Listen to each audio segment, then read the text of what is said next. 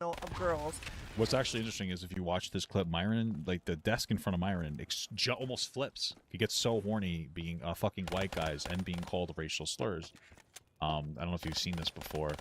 This was right here. Wow. Wow. That's incredible. So he likes it when white guys say slurs at him. I don't know if you guys know that. I definitely did not make it up. Just left. Now, there's a lot of responses to this video, and I'm going to go over that along with other replies to this video. But for those of you who don't know, or for those of you who may have forgotten, hey, it's Gideon. Gideon and Alex used to team up together to catch. They would double team predators. PDF files, and their videos were pretty good, and they did well in the algorithm. However, when Chud the Builder was arrested, Alex offered to pay his bail. Well, just to be clear, Chud the Builder was arrested because he was going out trying to have altercations with black people to justify killing them.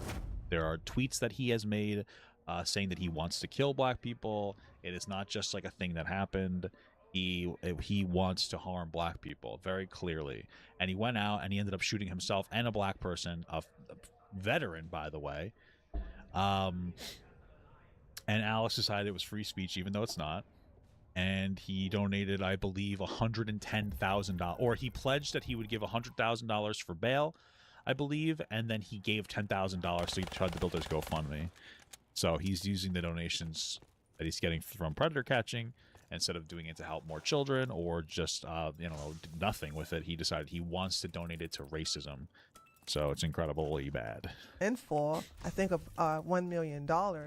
And he also testified on behalf of Chud the Builder in court. And that caused him and Gideon to split ways. Pretty now, much, Myron Gaines, who's a homosexual, by the way. Why would you think that? What the fuck are you talking about, Tree? That's not true at all. How is this? Why would you say this guy's a homosexual? What the fuck are you talking about? By the way, gay pride. Pride month's over, but Myron's keeping it going, baby. Look at that smile. I've never seen him this happy in his entire life. And Pugsy are very happy about this because they wanted this video to go viral because they need the publicity. They are hurting financially. 2 weeks ago, they invited Nick Fuentes. That sounds about right. So, onto the show, hoping. Probably got Alex was also the one who bailed out Gideon when he got arrested for the squatter thing. Oh, well, Gideon's put himself in an interesting situation then, huh? To get another. Wait, why would Alex need to bail Gideon out? Doesn't even make sense to me. Gideon has the money to bail himself out. Why would Alex need to bail him out? Viral moment that they got Also, why is this? This looks like AI. Did they do it AI? Whatever. Year ago. Actually, I stand corrected. It was 3 years ago when they invited Nick Fuentes onto a panel of all black women. Whoa. And he dropped the R word, and that went uber viral. Uber. I mean, that show was wow. Myron, you are not an embarrassment to yourself. Ridiculous. Myron came out in his KKK hood. Most of the women didn't find that funny. They found Nick saying the hard R funny, hilarious, by the way. But Myron coming out in his KKK hood, I guess that's where they drew the line.